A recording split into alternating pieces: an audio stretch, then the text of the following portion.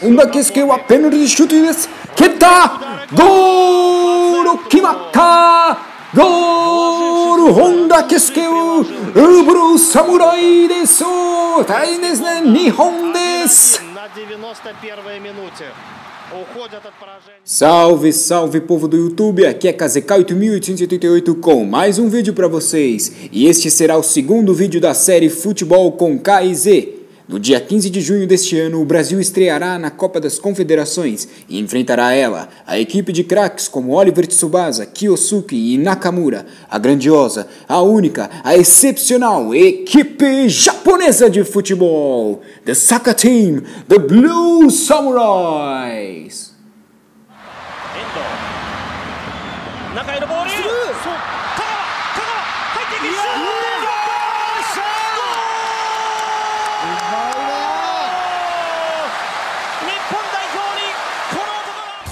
Ei, você é fã de mangás e animes? O futebol também é uma paixão nipônica e, por incrível que pareça, tem relação com o mundo otaku sim.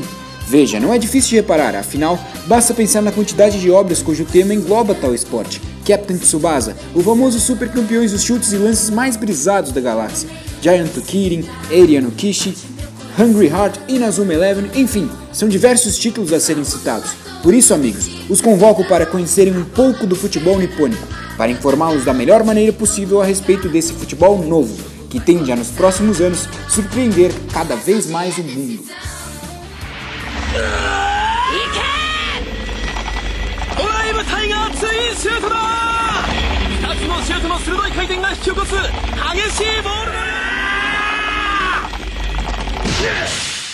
Bom, muitos devem associar o Japão com um futebol ruim. De fato, isso era uma verdade, pois até mesmo devido à forte influência norte-americana a partir do término da Segunda Guerra Mundial, esportes como o beisebol se popularizaram bastante nas terras nipônicas, além deles já possuírem modalidades nacionais como judô, sumô e outras artes marciais. A seleção japonesa de futebol se associou à FIFA logo em 1920, contudo seu primeiro resultado expressivo só veio nas Olimpíadas de 1968, quando ganharam a medalha de bronze.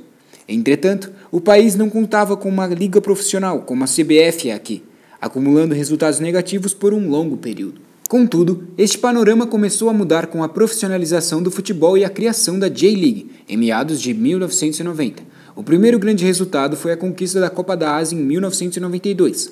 A melhora também foi sentida nas eliminatórias da Copa do Mundo de 94, onde o Japão só foi eliminado na última rodada. Os japoneses começaram a se interessar pelo esporte que já fascinava o mundo há muito tempo.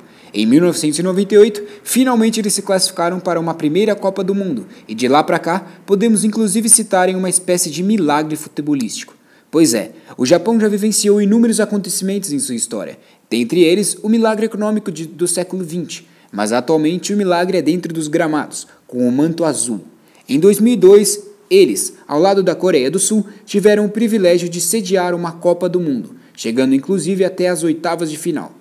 E então, após serem eliminados com gosto de dever cumprido, chega ao comando como técnico nada mais nada menos do que Zico, um dos maiores jogadores da história do futebol brasileiro e mundial.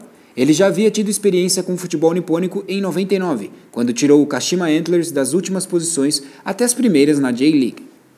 Muitos consideram a chegada de Zico como um marco que revolucionou o futebol japonês, e realmente, o resultado foi bastante positivo. Em 2004, após terem vencido em 2000 e 94, novamente foram campeões da Copa da Ásia, e além disso, se classificaram para a Copa do Mundo de 2006 na Alemanha. Um ídolo dessa época pode ser um velho conhecido dos brasileiros, Shunsuke Nakamura, o jogador da capa de Winning Eleven, grande cobrador de faltas. Mas sem vencer nenhuma partida, os japoneses foram eliminados e Zico acabou sendo demitido. Endo runs over it. Nakamura! Fantastic goal! He's done it again! Já era um novo momento para a seleção apelidada de Samurai Blue. Os japoneses já eram fãs do esporte e o futebol deles já atraía olhares de diversos clubes da Europa. Rússia, Alemanha, Itália e Inglaterra, as maiores ligas passaram a contratar os japoneses com mais frequência. Em 2011, eles conquistaram o tetracampeonato da Copa da Ásia e se classificaram sem grandes dificuldades para a Copa do Mundo no Brasil. Sim, isso ocorreu hoje, eles empataram em 1-1 com a Austrália. Foi o gol que eu mostrei no início. Nomes como o goleiro Kawashima, o meia-atacante Honda Keisuke, o capitão e volante Makoto Hasebe, bem como os laterais Nagatomo e Yoshida, já possuem espaço em grandes clubes europeus. Contudo, sem dúvidas, o nipônico com o maior destaque na imprensa internacional é o também conhecido como Messi japonês, o meia que veste a 10, que um dia fora de Nakamura e Oliver Tsubasa, nada mais nada menos do que Kagawa Shinji. Com apenas 24 anos, ele já fora campeão da Liga Alemã como titular do Borussia Dortmund, e há menos de um ano foi contratado pelo maior clube inglês da história, o Manchester United. Ele inclusive já marcou 3 gols em uma partida só, o famoso hat-trick. Enfim, ao meu ver, a equipe japonesa não deve ser subestimada, pois apresenta o futebol que mais cresce nos últimos tempos, derrotando inclusive grandes times como a França no amistoso realizado este ano.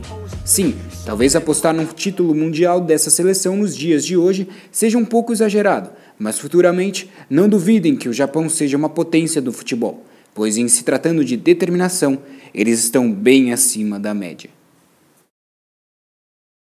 Uma prova do futuro futebolístico próspero do Japão está aqui, Takefusa Kubo, o também considerado Messi japonês. Com apenas 11 anos foi contratado pelas bases do Barcelona.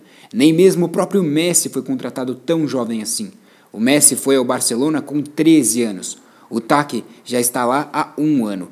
Hoje tem 12.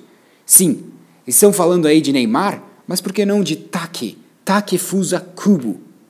É uma espécie de Tsubasa live action absolutamente sensacional. Enfim, isso é foda. No tenemos control de partida, pero en segunda parte, como marcamos 3 ya, tenemos control de partida. E esta foi a minha pequena apresentação do futebol nipônico para vocês. Espero que tenham curtido o vídeo. Se sim, deem like, favoritem, se inscrevam e não deixem de colocar o seu comentário aqui embaixo. Novamente, muito obrigado a todos e sayonara.